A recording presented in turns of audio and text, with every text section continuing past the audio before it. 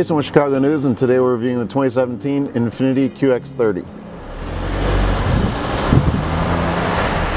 This Infiniti sets it apart from other small SUVs in the design category. It's got some really great features, and it's got some not so great ones as far as design goes. First of all, it's got this really high belt line, which makes it really have good proportions. Excellent front fascia, but then you go around the back and there's some odd features. This C-pillar is a signature in a lot of Infinitis newer cars. They're going for this design language. We just don't understand exactly what it means. As far as cargo space goes, with the sloped roof, you would think that there wasn't quite as much space. However, they've done a good job. It's actually a good cargo space. If it was a $44,000 SUV, you'd think there'd be a powered tailgate. In this case, manual only. When you're inside this QX30, you can't help but feel like you're in a Mercedes. It's built off the same platform. Even though the exterior is completely different bodywork, Infinitis really changed the look of the car. When you get inside, it's all Mercedes. One thing I noticed about this 7-speed automatic transmission is that it kind of hunts around for gears, especially if you're in the automatic mode. It's got 3 different modes here: economy, sport, and manual. Of course, in the manual mode, you get to control it all with these steering wheel mounted paddles, but in both of the other modes, especially in the lower gears, it can never seem to really find the right gear, which is kind of a disappointment given that Mercedes is usually really good at programming their automatic transmissions. Kind of makes you wonder if they gave Infiniti the second tier program. It's no secret that SUVs and crossovers are the most popular segment these days for car buyers.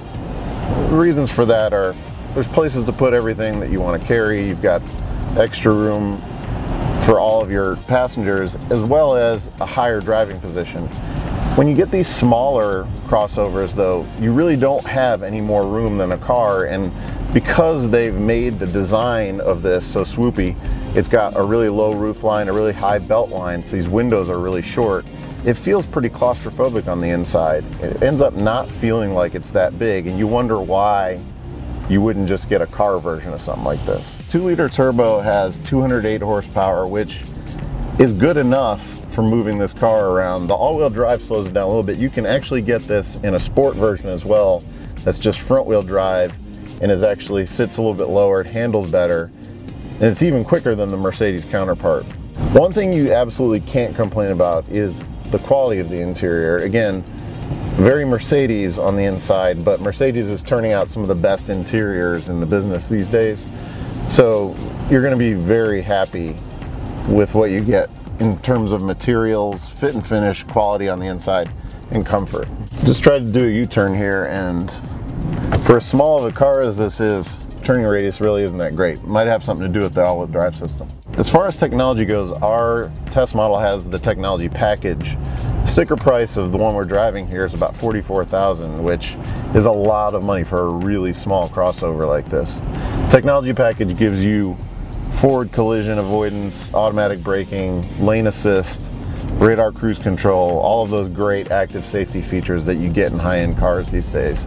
But again, if you're going to buy a small SUV like this, are you really looking to spend that much money? The front-wheel drive version gets up to 24 city, 33 highway. This all-wheel drive version is 21 city, 30 highway. Again, for a car this size, you kind of would hope for a couple more miles per gallon as well. The first time we hopped out of this QX30, we appreciated the warning reminder that said, "Don't forget your key." But then the next time we got in it, it said the same thing right when you get in the car, which is a little confusing. As far as infotainment goes, this has an Infiniti 7-inch touchscreen system. It's an okay system, but what is really strange is that it doesn't really jive with the Mercedes center display. There's higher resolution here, and it's a different look and feel to this display. So again, you're seeing a little bit of weirdness. A lot of the car and the chassis was built by Mercedes, and then other features added on by Infiniti. Now, with all this talk of Mercedes actually building this platform, you might think that we're saying this isn't as good as the Mercedes. That's not what we're saying at all. In a lot of ways, this is better than the Mercedes version. There's just a few odd features, little clues that remind you all along that this is the work of 2 different automakers. As far as driving dynamics and handling goes, it's really one of the strong points of this QX30. It's Got a taut ride without being too firm. Really poised handling, excellent steering feel. It's just a really good chassis, and it's actually pretty fun to drive. So what do we think of this 2017 Infiniti QX30? Well, it's an odd looking but fun to drive crossover SUV with a really great interior and some great tech features. It's just at $44,000, we're wondering if this is just too expensive for this size of the vehicle.